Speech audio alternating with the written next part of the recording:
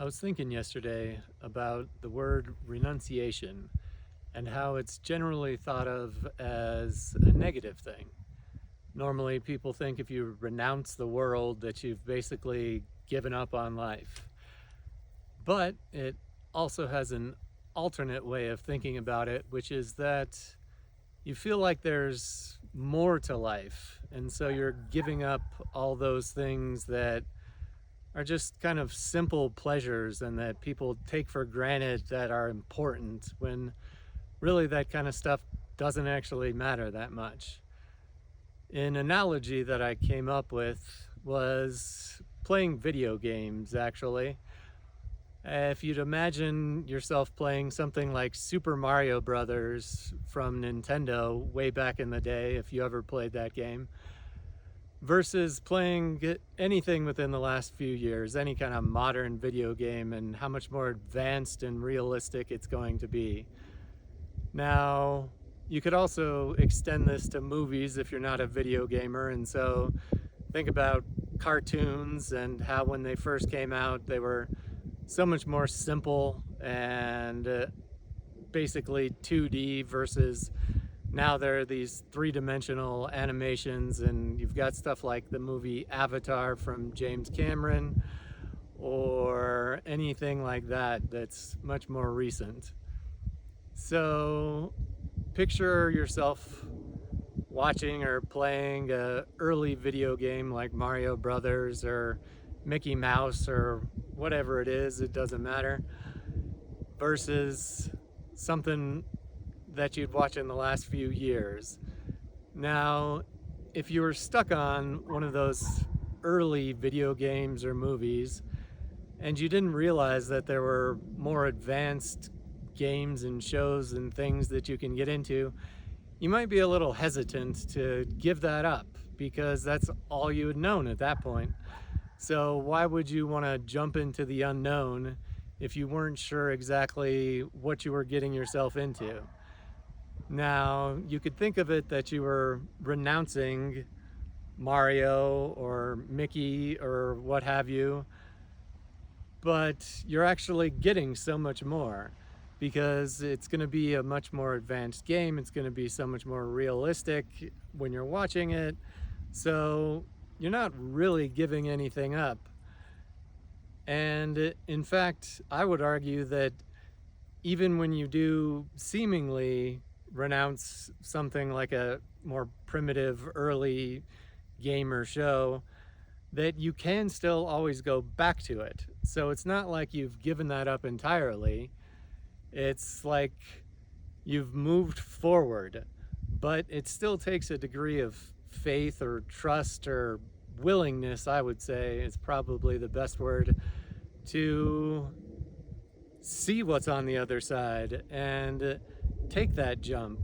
Another analogy would be that it's like taking a step in the dark when you can't see where you're going next and that you aren't sure that you've got the footing ahead of you, but yet you still step forward. Now, you can stay stuck where you were if you want, and that's kind of like playing those older games or watching those older shows. Or you can move forward and kind of give up the childish things of the past and move into something much more meaningful and complex and realistic. So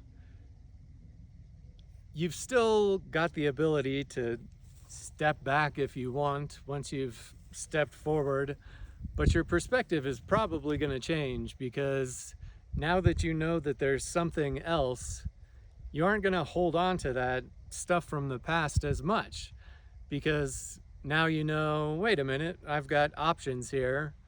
I can step back into Mario if I want to, or I can jump into a much newer game, whatever that might be, or a newer movie, anything.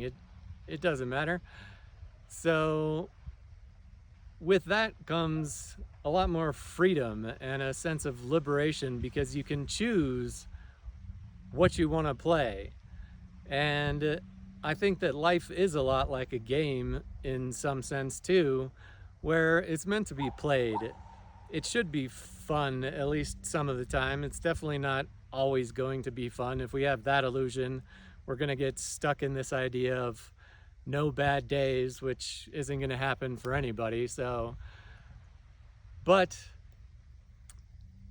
if we can choose our character, choose our own adventure, then it's a lot more effortless to jump into a new role whenever that comes up.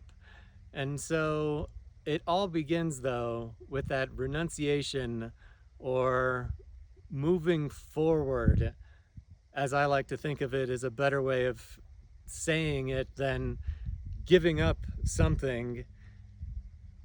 You're actually just opening up your world to a whole new vista, and suddenly all these options are available to you, and life just becomes a lot more fun, as opposed to just staying stuck in that two-dimensional world where all you can do is run around, and maybe there's 10 different levels, or I don't know, 10 minutes of the show if it's Mickey Mouse or whatever.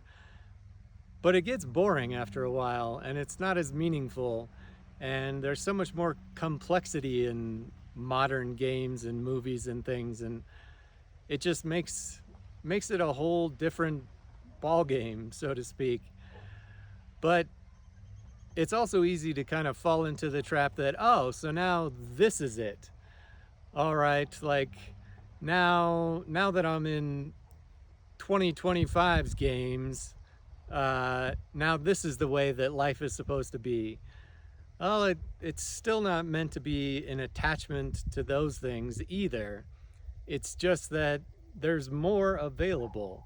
And so it's a continual renunciation, if you will, of whatever there is. But by being able to let that go and not having these attachments, then we actually realize that we have all of life to explore. And that seems like a whole different way of looking at giving something up, when in fact you're being given the world.